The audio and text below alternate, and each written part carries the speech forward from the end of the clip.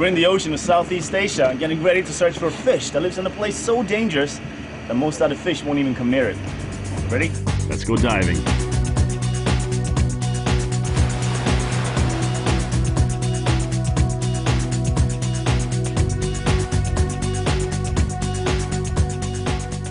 And after a bit of searching, I finally found it. The clownfish, or anemone fish as it's also called. The beautiful tentacles of the anemone are actually deadly to most fish. The tentacles have stinging organs called nematocysts, which fire tiny darts into fish that brush by. This stinging ability protects anemones from predators and helps them capture prey for food. But how can clownfish hide in such a dangerous place?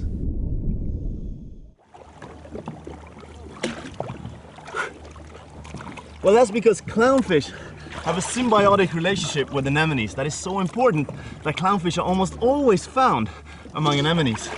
Symbiotic relationships are interactions between two species that can benefit either one or both species. Symbiotic relationships are divided up into three major categories. Parasitism benefits one species while the other is harmed. Like ticks, for example. There are many examples here in the ocean.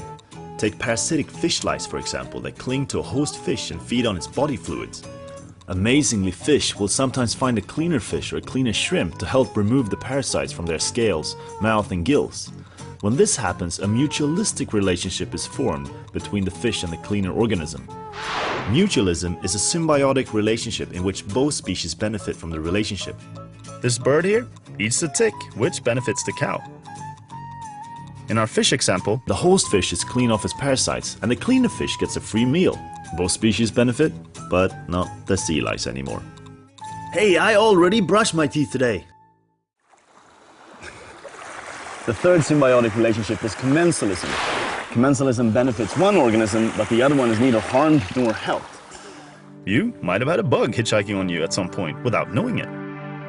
An example here in the ocean is when remoras hitch a ride on sharks, big rays or turtles. The remora attaches itself with a disc on its head and then hitch a ride and feed off the food scraps that the host animal leave behind. So the sharks are not affected by the remoras being there, but the remoras get a free ride and a free meal. Sounds good to me. So back to our clownfish. Clownfish are protected from predators by living among anemones, and in exchange the clownfish chase away fish and other animals that could harm the anemone. What kind of symbiotic relationship is this?